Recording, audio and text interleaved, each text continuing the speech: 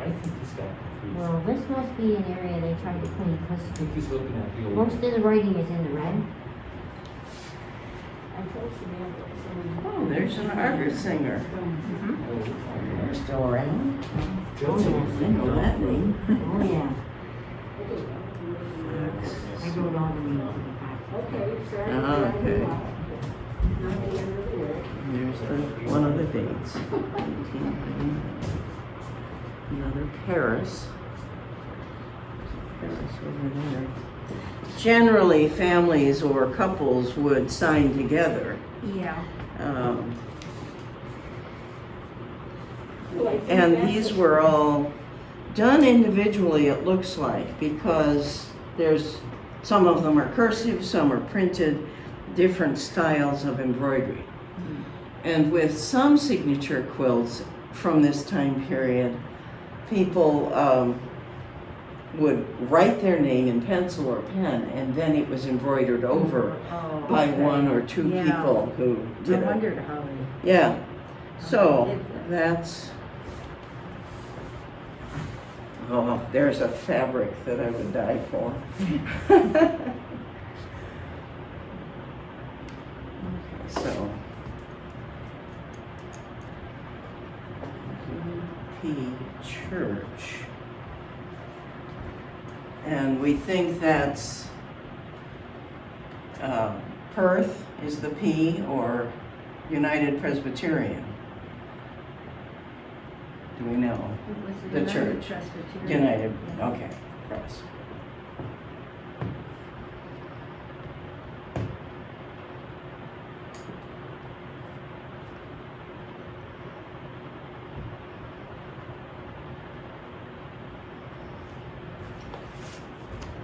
This area is damaged far more than most of the rest.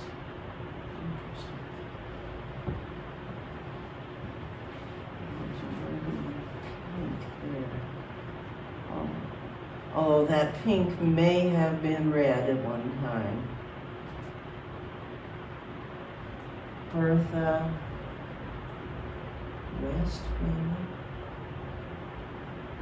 It's also damaged. Some of the embroidery has fallen out in that block, which is too bad.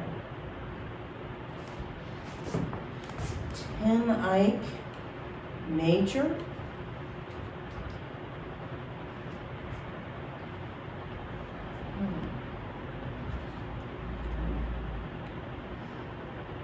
Oh, and somebody who signed her name, Mrs. Isaac Service. So she didn't have a name, except her husband's. And there's Mrs. John Buckingham. Oh, there's another major. So 10 Ike Major and Mrs. H.B. Major. Gems as well from Perth. Okay.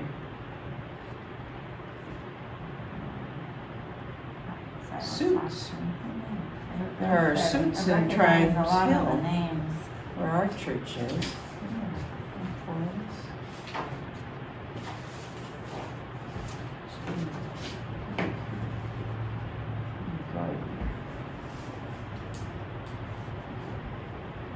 Dandy. Somebody signed just Dandy. Okay. Would that have been a last name?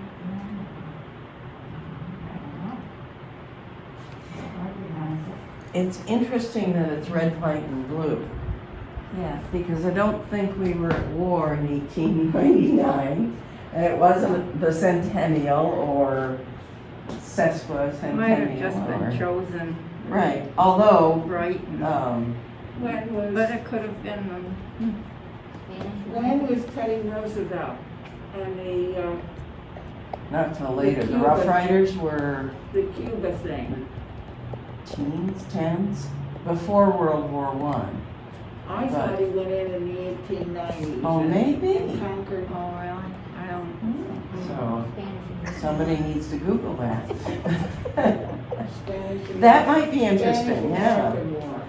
I thought it was a little later, but, and he was from upstate. They were taking over everybody. There's interesting fabric damage here, and it's a dye problem. So wherever this blue with a polka dot and a ring around the polka dot, that dye is oxidizing. So they will eventually fall out, just as those have. The whole circle will be lost because the ring falls out. That's too bad. I only see that one in a couple of blocks. And then this area is very fragile. But it gives us a chance to look at what's inside. I always look for a hole. And I don't know that there's anything inside.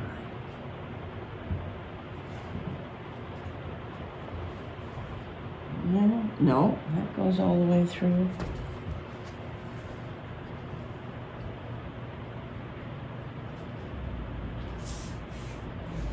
No, there's no batting.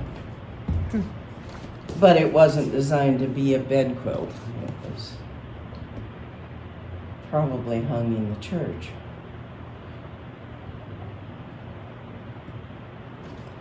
Or raffled. And that's the mystery. Was this a fundraiser or no. just a document to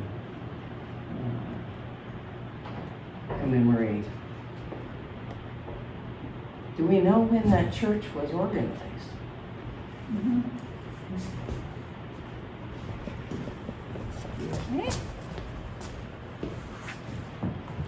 Sylvia brought me a Perth history that she wrote. Oh, yes.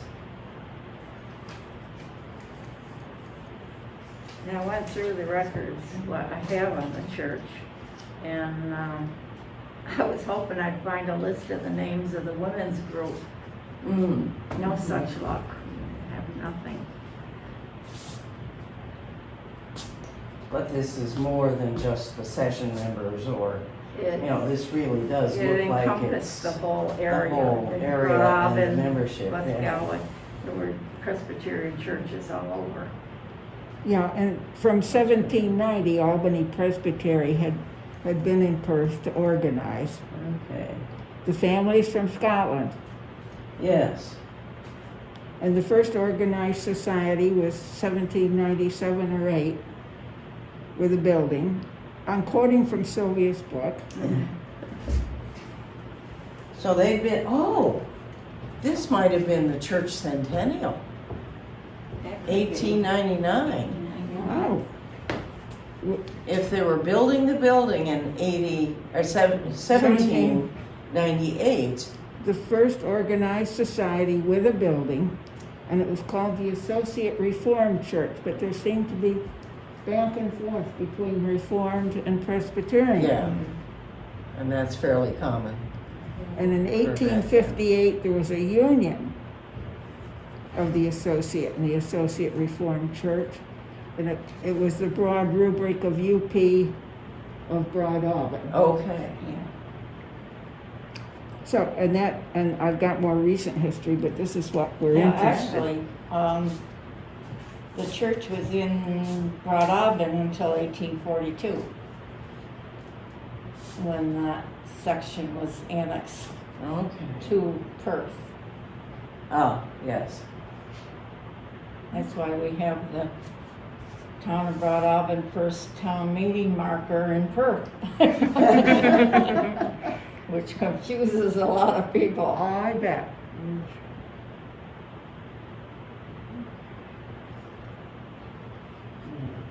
Have you gotten its dimensions? Yes, it's on the bag. Oh, okay. I remember because I was looking at it. 70 by 80. 70 by 80. Okay. There's no batting. And the binding is turned from the back. And this backing fabric is glorious. And would have been expensive. So somebody spent some money to back it with a print like this. I love that. Yeah, I do too. I've always had a weakness for paisleys. You think it might have been displayed someplace in the church? Quite possibly. If it were a fundraiser, Yeah. Uh-huh. I saw and appraised a quilt at the Linwood Reformed Church in Colony from about the same time period. I think it was 1885 or 6. And it was a document of the members of that church at that time.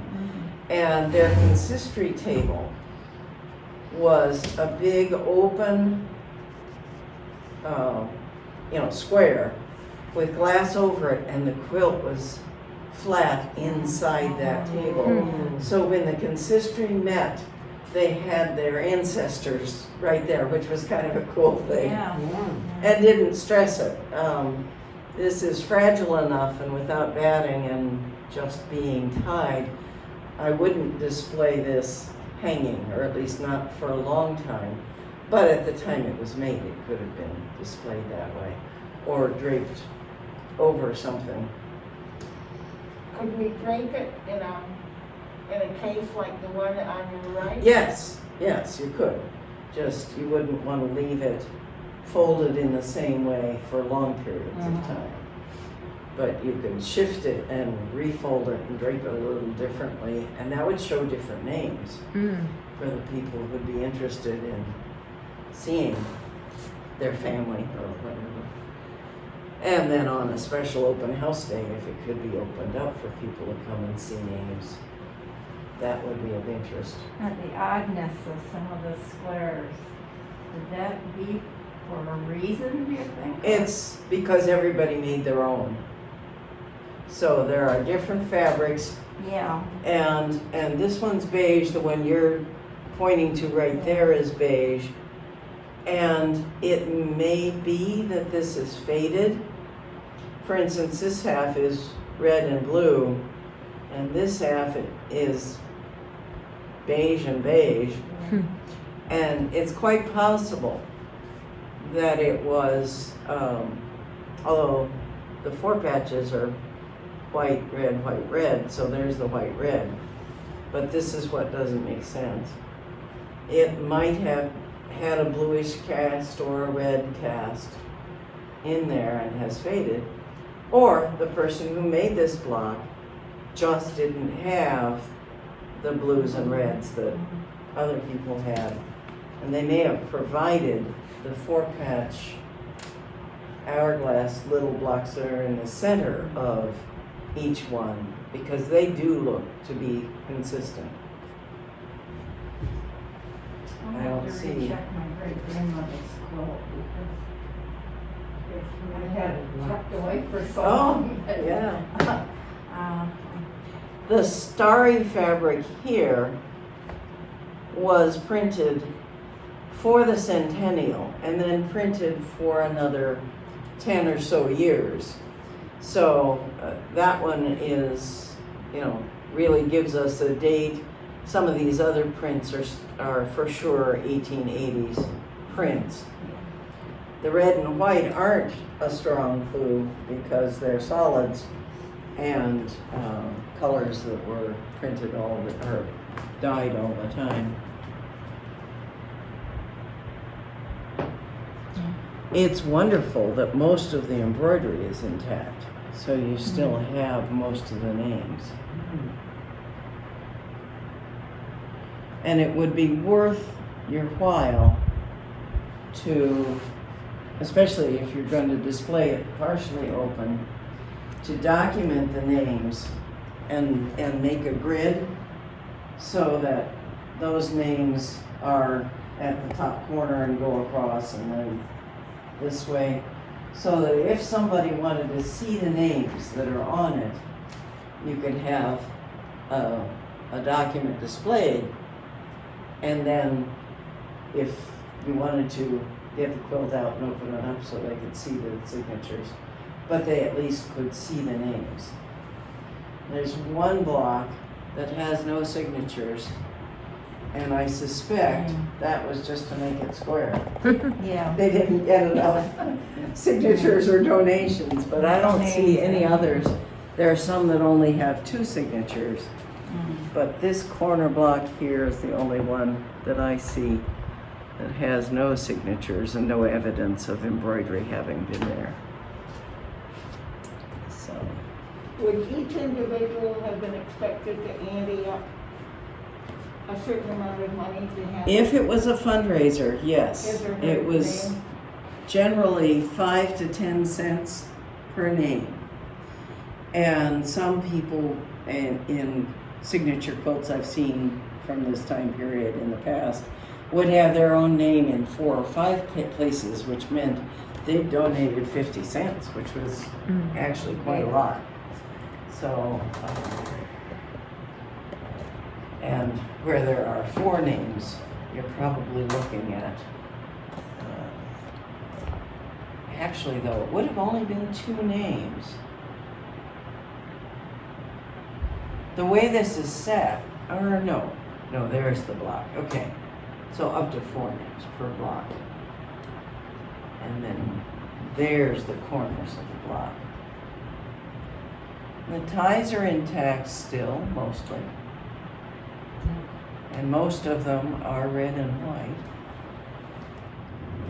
The white or off-white is muslin. And probably has faded some. It may have been pure white. But you don't dare try to clean this. And I'm not having an asthma attack, so it doesn't need to be cleaned. The basic element of each of the blocks is the smaller squares that are within the larger.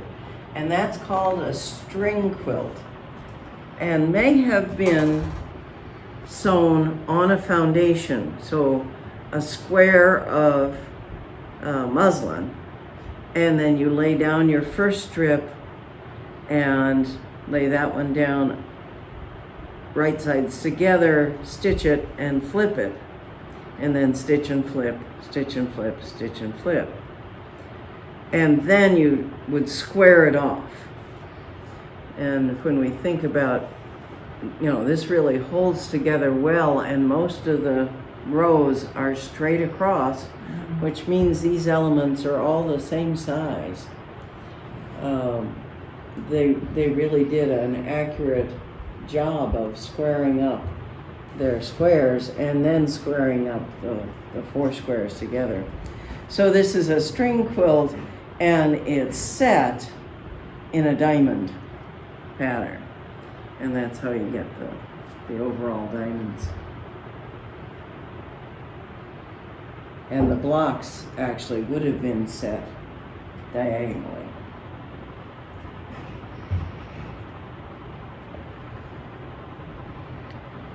So the long seams are along here.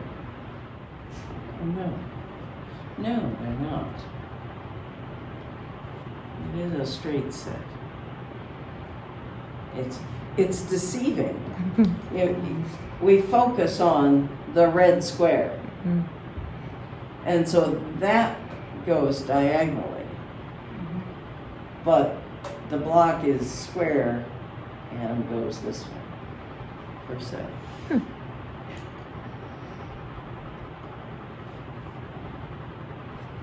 And for maker, I'm going to say members of the church, and then probably, because I can't imagine that anybody else would do this if it weren't something for the church. I was looking to see if it's entirely hand sewn or if a sewing machine might have been used to set the blocks. But they're set. by hand, and backing was turned and stitched by hand. So, no sewing machine. Although, by this time, often rows of blocks would be sewn together on the machine. And it was faster, sturdier, got her done. There's another Fox family. For those of you who are unfamiliar with the appraisal process, the first part of the form physically describes the quilt, which is why I wanted to know what its dimensions are. And then the fact that there's no batting in this one and the binding is done back to front.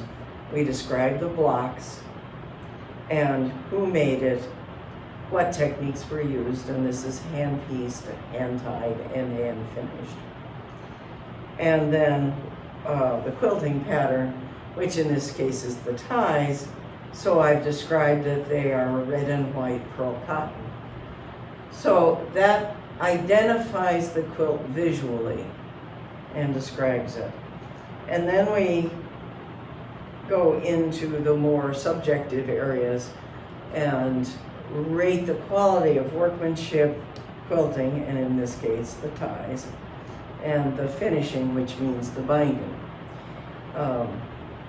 So the construction has been well done by many hands. For a group quilt to be this consistent is really rather impressive. Having made a couple of church group quilts, nobody ever pays attention to don't go outside the lines because we have to sew it together and those kind of things. So this really was well executed all the way around. It's still in pretty good physical condition. The ties are, for the most part, intact and certainly adequate to hold the quilt together over 21 years. So just think what we'll look like at 121. Not that good. No. It doesn't bear thinking about. No.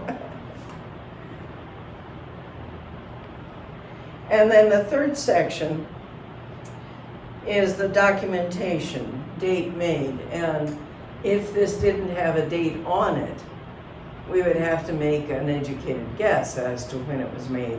And that would have been based on the print fabrics that are here and the time period when signature quilts were common. And I probably would have guessed somewhere between 1900 and 1910-ish. It's, even though it's red, white, and blue, it's not indicative of First World War quilt. But we might look at Teddy Roosevelt's dates and when that was, because that's another possibility. But I really, now that we know that the church was about 100 years old, I think this may have been a celebration of its centennial. And then, But they were intense, people were intensely patriotic. oh yes, Post-Civil War. yes, yes. So, but it is a trend, and at this time, red, white, and blue wasn't popular. Just like colors come and go. That's much more in 1898 quilt. And that's actually a little earlier, but that color scheme with the red and green and off-white, or gold or pumpkin color and red, would have been more in keeping, or very dark, because when Prince Albert passed away, Victoria went into mourning. And it became all the fashion to wear mourning clothes along with Victoria, because she was so influential. And so you get these very dark, brown, black, gray, purple quilts. So that's more the kind of fabrics that would have been found in a typical quilt of $1,999. So the red, white, and blue is a bit of a surprise, but that's maybe for the centennial of the church. And Presbyterian colors are blue and white. So they added the red, and they're patriotic, and all of that is possible. In the documentation section, again, we try to date the quilt, assess its condition, and I'm calling this good. There are some faded areas. There's the one area that's badly damaged, and some dye loss problems.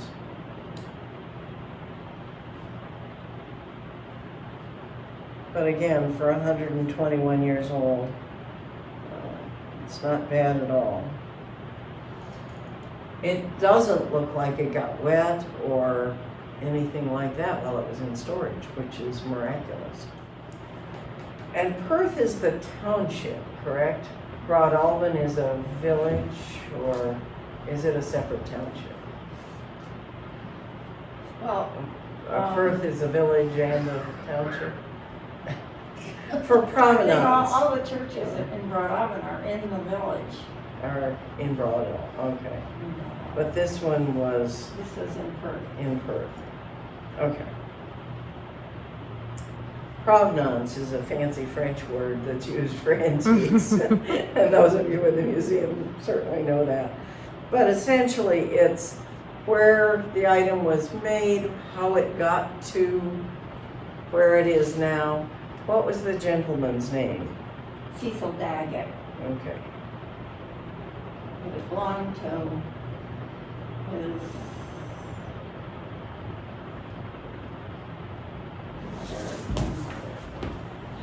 Okay, so it came down through his came down family. through the family, yeah. Yes. So the donation came through his estate, Yes. and it was in his family. It And was so Jenny Cotting was the one who had it. Mhm. James and Jenny Carding Daggett. It belonged to them, Codding, correct. Daggett. And there is a Cotting on the Yeah, it was well. Cotting there. And Daggett. And Daggett's, okay, I didn't see Daggett's. Okay, so that gives us its provenance, which shows where the quilt came from and how it got to where it is now. And the appraisal purpose is for insurance, not sale or donation. And then I assign a value, and this is always the hard part. And I won't say that out loud for the video, just because I don't ever. When there are multiple people in the room, whoever the owner is, unless they say, yes, you can tell my friend, I don't. In valuing a standard antique quilt like the Carolina Lily on the other table, it's a little easier because if you're aware of what the market is now, you can value it compared to antique quilts that are for sale online or in an antique store in the area in the same condition, tied rather than quilted or quilted rather than tied, and quality workmanship. So that's a little easier than valuing something like this that really is unique. So that's what goes into valuing it. Well, thank you very much. You're welcome. Yes, thank you. You're welcome. This is very interesting.